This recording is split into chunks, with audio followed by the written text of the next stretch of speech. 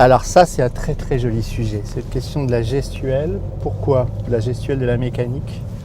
De la gestuelle de quoi et de qui?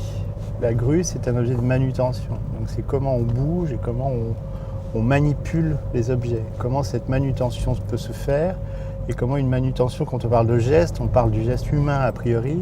Ce geste humain, c'est quelques kilos, quelques dizaines de kilos, au maximum 100 kilos et encore quand on y arrive.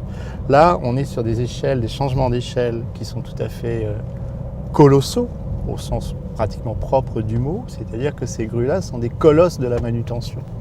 Et donc on va avoir des manipulations de plusieurs tonnes, voire de plusieurs dizaines de tonnes. Je vous ai parlé de la grue de la construction navale, qui est la jaune, qui est une grue qui pouvait soulever 80 tonnes. Et là, la grue sur laquelle on arrive bientôt, la grue grise, la Titan grise, qui est monument historique, elle pouvait soulever 60 tonnes.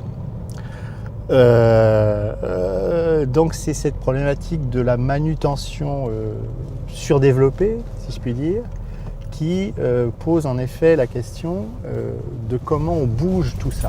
Le chargement ou le déchargement des produits entre la terre et le quai. Et ce qui se passe, c'est qu'il y a donc, on voit encore les voies ferrées, donc ça arrivait par wagon, et on est directement à quai sur cette posture-là. Et la posture de cette grue, je parle bien de posture de cette grue, c'est une posture intellectuelle, c'est une posture commerciale. Mais pourquoi je dis intellectuelle? C'est parce que la Chambre, elle a décidé que cette grue était à cet endroit-là, non seulement pour des raisons techniques, mais aussi pour des raisons, je vais dire, politico-économiques, de dire, vous voyez combien à Nantes on est capable de faire des poids pareils. Et pourquoi je parle? Donc ça, c'est une posture, un positionnement commercial, économique et voire politique. Mais c'est aussi une posture d'apparence. Si on voit bien comment elle est, la grue, on voit qu'elle est un peu décalée. C'est-à-dire que le portique, il n'est pas symétrique. Et donc il y a une espèce de geste décalé comme ça. Et quand le geste se fait de soulèvement des charges, soit pour le descendre sur le bateau, soit plutôt plus régulièrement pour le charger le bateau et pour décharger le bateau et pour l'amener à quai, on a donc un geste qui se produit avec tout un ensemble de directions. C'est-à-dire que quand on manipule un objet, on est en 3 dimensions. Et ces 3 dimensions, c'est la possibilité d'aller de ce point-là à ce point-là en bougeant les choses. On va faire ça à la main. Donc ici, comme on est sur un geste colossal, il faut qu'on ait des objets et des outils qui nous aident. Et donc on va avoir plusieurs directions qui vont nous amener dans l'espace. La première direction d'une grue, c'est sa mobilité.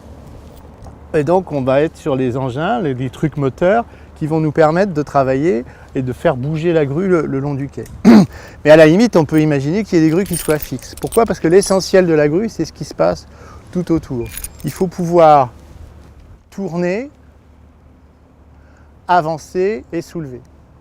Donc tourner, c'est la giration. Donc là, on a un fût et on a ce qu'on appelle une crinoline qui est autour du fût et la giration est posée sur le fût est fixe. Et c'est l'ensemble qui va tourner. Donc, le premier mouvement, c'est la giration.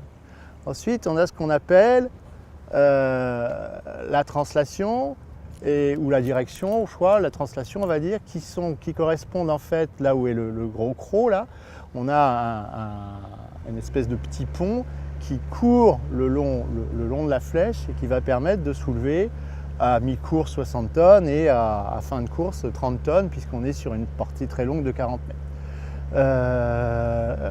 Et puis évidemment, il y a le levage qui est le mouvement vertical qui permet de soulever les charges du bateau au quai.